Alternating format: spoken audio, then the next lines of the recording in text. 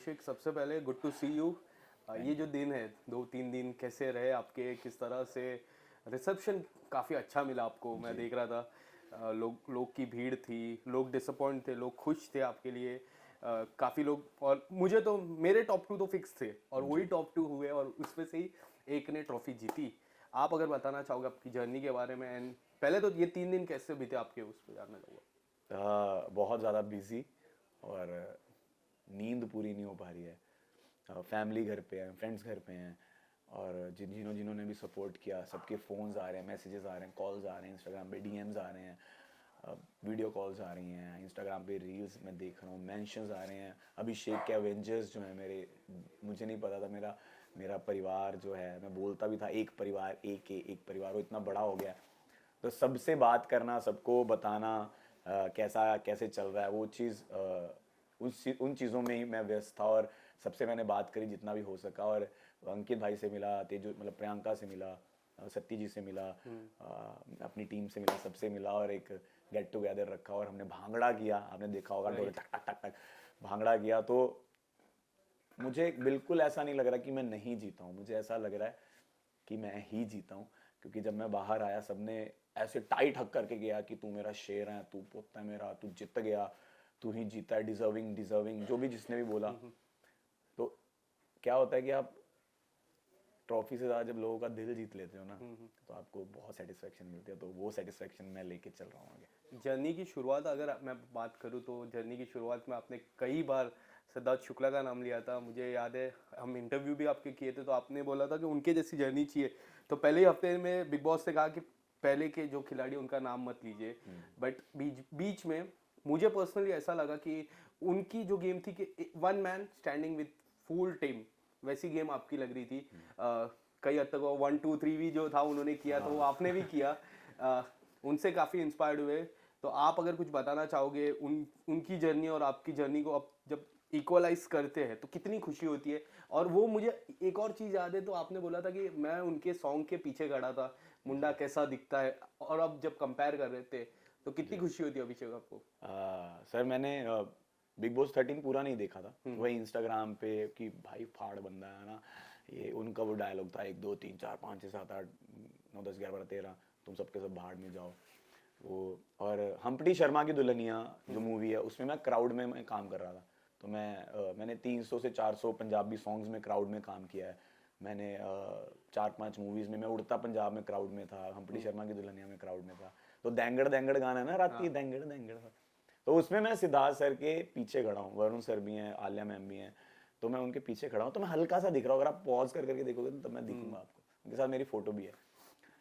तो वो मोमेंट था, और आज मुझे उनके साथ कंपेयर भी किया जा रहा है, तो मैं इतना ब्लेस्ड फील कर रहा हूँ। जबकि मुझे उनकी गेम नहीं पता थी। मैं ऐसा ही हूँ, जैसे मैं बोलता आया हूँ, मैं ऐसा ही हूँ। और आपने मेरे फादर को भी देखा होगा, वो भी ऐसे ही हैं, इमोशनल, गुस्सा जल्दी आना, अच्छे दिल के, साफ दिल के। तो मैं भी ऐसा ही हूँ। तो मैंने उनकी कोई कुछ कॉपी नहीं किया, जैसा मैं था मैंने वैसा ही खेला। और एक टाइम पे एक्चुअल में मैं फील कर रहा था कि मैं अकेला खड़ा हूँ और मेरे खिलाफ 9 लोग 8 लोग खड़े हैं और बात कर रहे हैं, और मेरे को बिल्कुल डर नहीं लगा था। मेरे को तो ऐसा था कि तुम लोग जितना भी आओगे ना, मैं ऐसा तुम्हारे साथ, मतलब जो मैं मतलब करूंगा ना, तुम लोग वो करोगे कि भाई ये क्या बंदा है।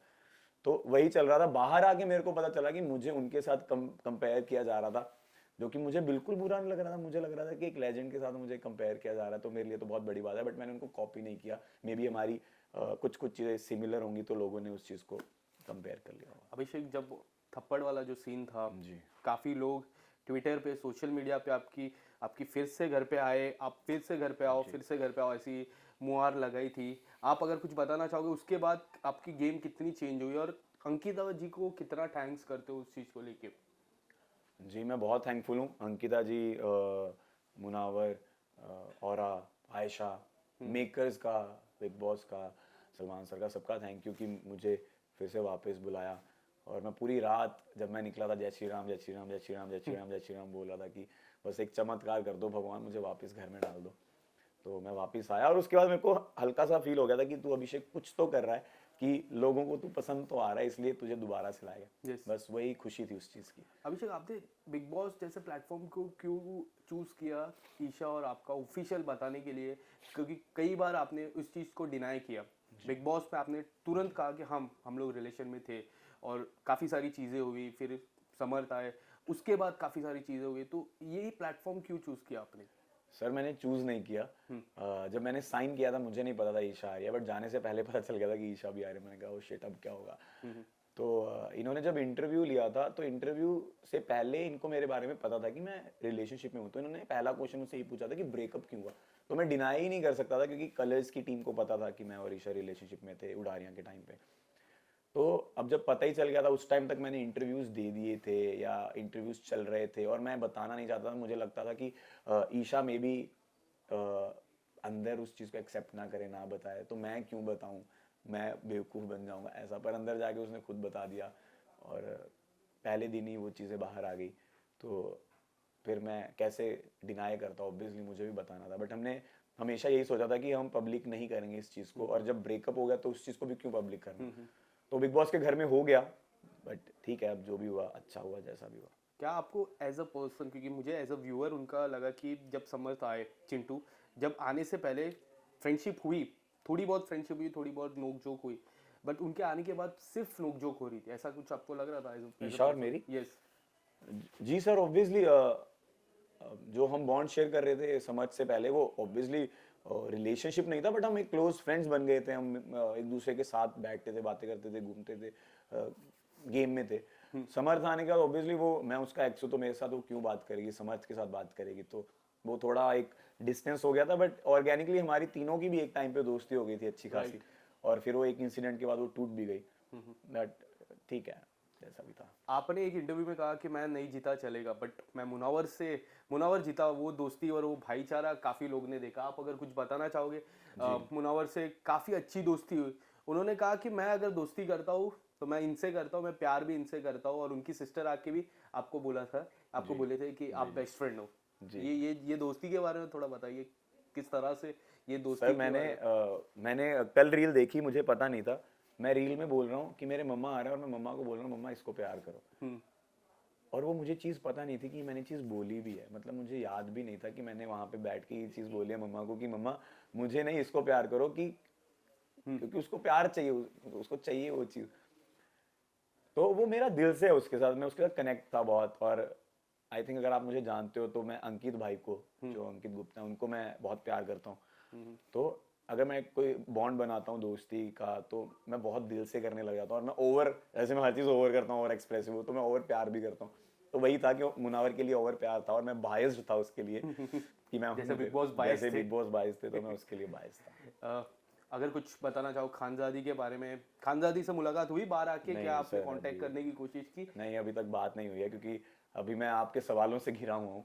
आपके सवाल खत्म हो जाएंगे तो मैं अपने सवाल लेके जाऊंगा। किस तरह के सवाल लेके मतलब जाओगे? सवाल लेके, मैंने ऐसे ही बोल दिया, अब आप उसको सवाल या फिर रिश्ता, क्या लेके नहीं नहीं, जाओगे? रिश्ता नहीं। मैं दोस्ती वाला रिश्ता, रिश्ता दोस्ती है तो ना? है ही, ऑब्वियसली दोस्ती है हमारी।